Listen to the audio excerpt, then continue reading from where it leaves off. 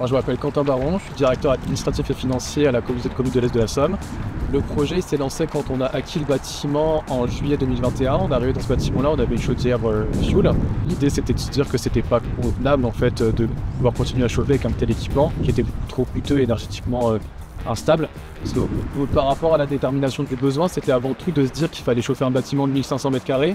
C'était avant tout aussi d'avoir une solution viable énergétiquement et pas énergivore pour ce bâtiment qui accueille une trentaine d'agents qui composent avant tout tous les services administratifs et techniques de la Com2Com. Par rapport au retour des entreprises qui nous ont été conseillés aussi, c'était de déterminer la meilleure solution. Donc c'était la solution avec la chaudière à bois déchiqueté. On est installé à Péronne depuis 18 ans maintenant. Donc depuis plusieurs années, on travaille avec un Gassner. On a installé une chaudière à Gassner de 170 kW chez une mixte, ici plus sur du bois déchiqueté. La chaudière est associée sur des ballons de tampons, 4500 litres de tampons, donc 3 fois 1500 litres. Tous raccordés en série, sur lequel on a mis une loi d'eau qui peut gérer la température du bâtiment.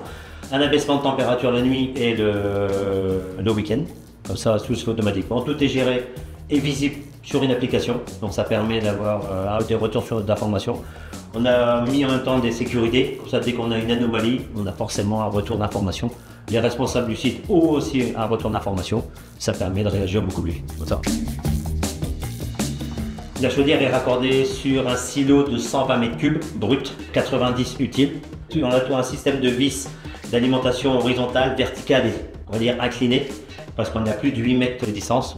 De cette chaudière qui s'alimente en bois déchiqueté, on a pu se tourner vers des acteurs locaux. Donc on a 3-4 entreprises qui sont à proximité dans notre territoire pour nous livrer.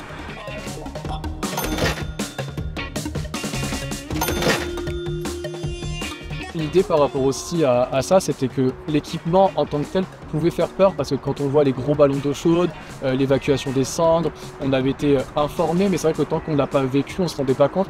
L'idée de base, c'était de se dire qu'on allait acheter un monte-charge pour élever les cendres parce qu'on pensait que ça allait être lourd.